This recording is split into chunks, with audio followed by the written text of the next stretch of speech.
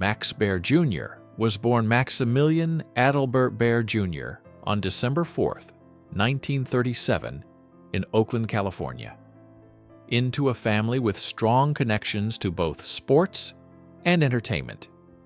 His father, Max Baer Sr., was a legendary boxing champion, best known for his 1934 victory over Primo Carnera.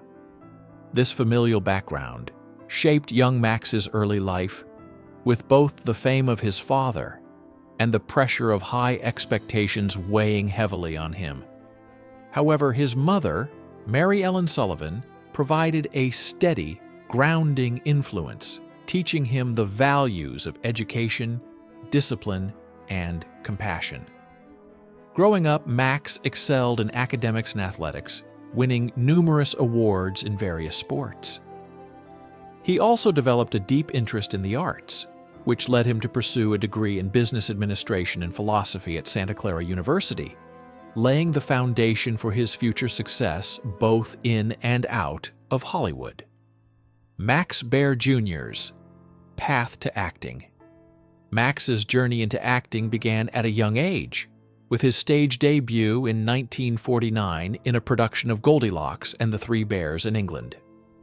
This experience gave him an early understanding of the stage and performance.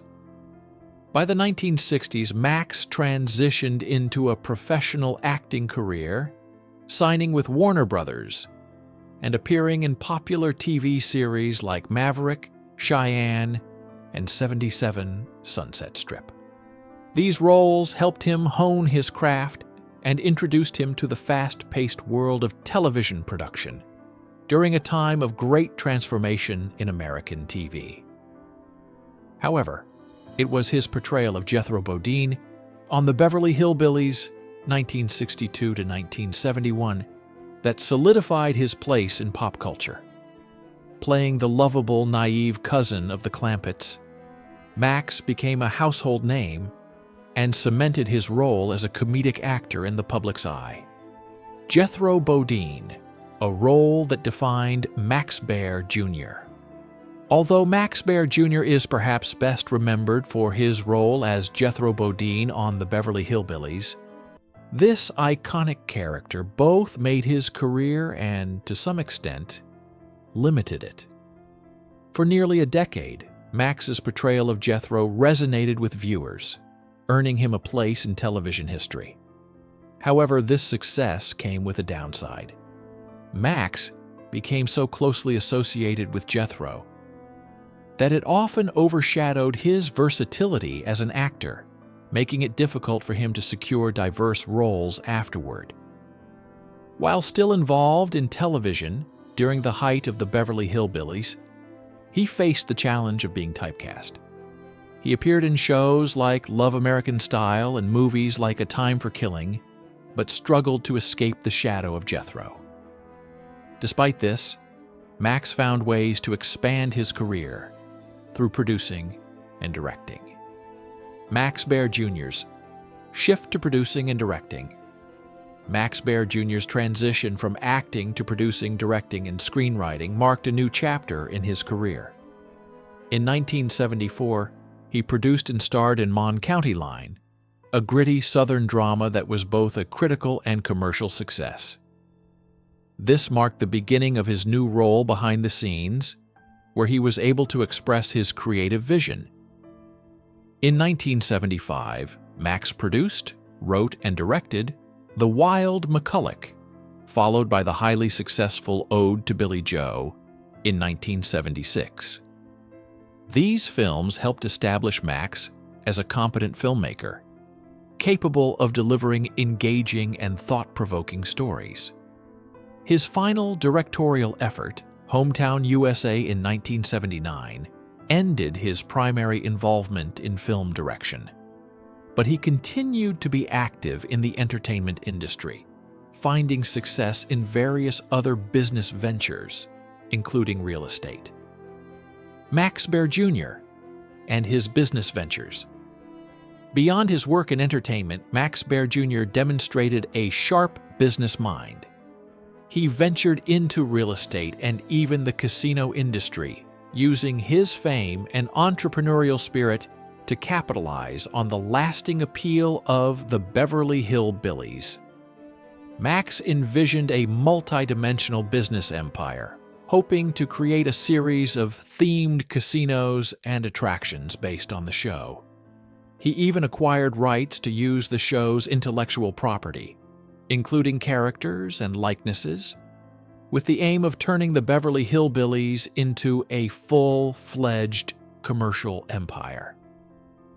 His ambitious plans reflected not only his understanding of nostalgia and its marketability, but also his desire to remain relevant in the entertainment world even after his acting career slowed down.